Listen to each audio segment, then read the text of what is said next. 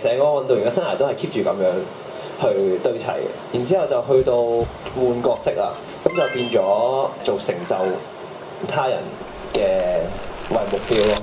因為其實你細細個咧點樣玩運動就好純粹，唔想坐喺度啊。初就係、去到開始有比賽，開始你會企喺頒獎台，咁你就中意贏嗰個感覺啦。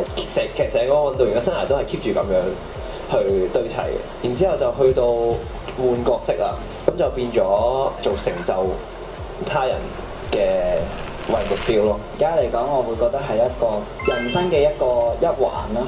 因為你冇運動，你身體就唔會健康。你身體唔健康，點樣去照顧其他人呢？本書係用運動做主題啦，咁但係其實我覺得當中嗰種掙扎啊，即係同埋為夢想去努力嘅，即係嗰個過程，其實可以放到落去任何其他大家都努力緊嘅事情嘅。好多嘢你做嘅時候咧，你未必好講到好多原因，你係即係點解去做嗰樣嘢。咁但係當你嗰樣嘢你繼續堅持去做，就算嗰樣嘢令到你好痛苦咧，你都繼續去做咧，我相信你係好熱愛呢一件事嘅。如果係咁嘅話，就唔需要有太多嘅原因咁樣咯。咁我相信無論喺即係賽場上邊定係生活中，咁其實即係一個人有時候可能係被帶領嘅角色，但係有時候咧都可以成為人哋嘅領航員嘅。